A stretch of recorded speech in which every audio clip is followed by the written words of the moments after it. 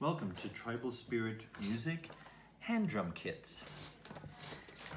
We've been making drums for about 20 years now, and I guess about 5-6 years ago we realized that there was a really strong call for a great drum kit. There were a lot of drum kits out there, but to be honest, there was a lot of not really good drum kits. We really overbuild our drums. We like to send off a drum that we can guarantee. So we want to do the same thing with our drum kits. So we feel like we've done that. We make 5 different sizes of drum kits. We make an 8-inch, which is an infant drum or a young kid. We make an 11-inch, a little bit older kid. A 12-inch, which is what this is, the 12-inch drum, which is a teenager or a young adult or an adult who wants to travel. It's a perfect travel drum. Then we also make a 14-inch, this is our 14. And over there under the drumstick would be our 16. These are all available in drum kits. Now our drum kit includes a circle of deer rawhide and with the holes punched. We like to fix 2 of the problems of drum kit making or drum making for beginners. One of the problems is punching holes in wrong places or too close to the edge, and then when your drum dries, it tears out. Not ours. So we punch the holes. You notice they're almost 3/4 of an inch in. And also notice that we always wrap our skins all the way over to the back. We find from experience that it makes a much better drum that's going to last years. It's better for humidity. It's more resistant to humidity than a drum that only goes halfway up the hide. And it makes it for a better drum. So the holes, and the other issue that people make mistakes on is lacing. Cutting lacing too thin or even too thick. So we cut a huge amount of lacing so that you don't have to worry about it. You can pull your drum and then wrap a handle the way we like to make our handles. So on this drum we have 12 sets of holes, and the weaving of it is very much spiral graph. Anybody ever played spiral graph when you were young? So as the pattern gets developed, of course I'm left-handed, so I'm weaving backwards, but that's another different issue. We live in the Laurentians, north of Montreal, and every year now, for almost 20 years, we gather hides from local hunters. They're hunting and they're feeding their family with the animals, but they don't need the skins. I have to say almost a huge amount, like 90% of hides all over North America end up in the garbage. Not if we can help it. So we've developed a really great network, and we gather all of the hides and then we process them into rawhide or leather. By the way, if you're looking for leather, please visit our website, tribalspiritmusic.com, because we have lots of leather. So here we're almost done. And I'm tying it off. The funny thing with drum making is you don't need to pull. It's almost assembly of a drum. If you notice, I'm not pulling too hard. I'm just tight, just nice and snug. So in order to make a handle like this, we'll grab 4 sections of 3, and pull it all together to make a nice, comfortable handle that it's easy to hold the drum, doesn't produce blisters, and we like it. It's an honoring of the 4 directions. And so I always imagine that I start in the east and I weave the first section up. How many times you go around, it's up to you. Sometimes I'll do 4 times. Sometimes I'll do 7 times around. Sometimes it doesn't work that way, like this one. It's pretty good. And then I weave up like this. I started my crafting career as a basket maker. When I was about 12, my uncle taught me how to make black ash baskets, which of course is all about weaving. And here I am a whole bunch of years later, and I'm still doing a heck of a lot of weaving. Less baskets these days, but lots of drum handles. One of the secrets I really love is a needle nose plier.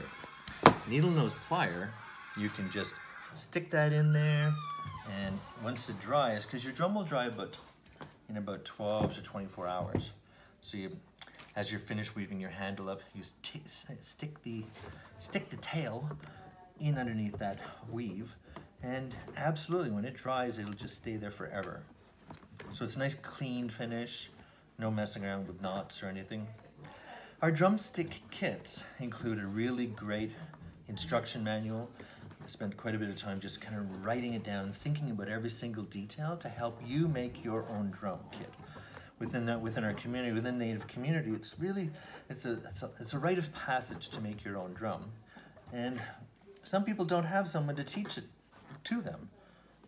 So we feel strongly that it's important to empower the people and help anybody who wants to make their own drum how to make it. So our drumstick kits include an instruction manual. It also includes a video if you need some help.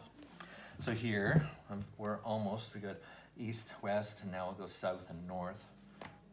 And so you don't need a single tool really except for a pair of scissors, and yeah, needle nose are great, but you don't need a hole punch to make our kits. I like to keep it nice and simple.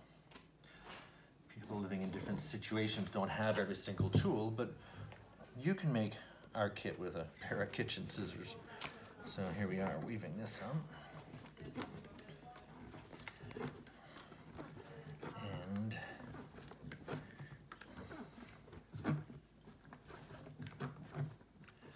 okay, so one more section. Our hoops are made with white ash. Our hoops are kind of old school. A lot of hoops nowadays are made with either mitered cedar hoops, like a 8-sided drum, or they're made with a lot of maple plywood. And they're good drums, I'm not knocking them, but we like to do our drums old school. So I steam white ash and bend it by hand. And if you were to imagine a drum that was 400, 500, 600 years old, this is what it would look like. It's close to round. They're like 95, 98% round, but they're not perfect perfectly round because my understanding is there's two parts to that. One is that's where the medicine comes in. The other part is that I really don't think that somebody making a drum 600 years ago was going to be concerned if it was 100% round. So if you want a drum that kind of is old school, that's got history, that's got tradition, feel free to check out our drums. And if you don't want to make your drum, please again check our website because we make all these sizes, and we also make elk and moose drums. And if you're really lucky, we have some bear from time to time. They make an excellent drum. So here we are. We're at the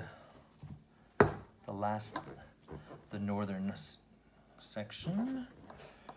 And again, let's just pull it in, tuck this in underneath there. Good to go. Two secrets I'm going to share with you.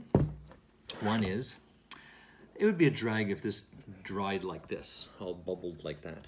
Secret, clothespins.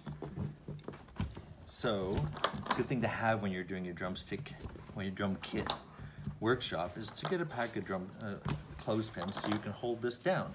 So it makes a perfect finish. Here's an example. Put it on a table like this to dry, and 24 hours later it'll be great.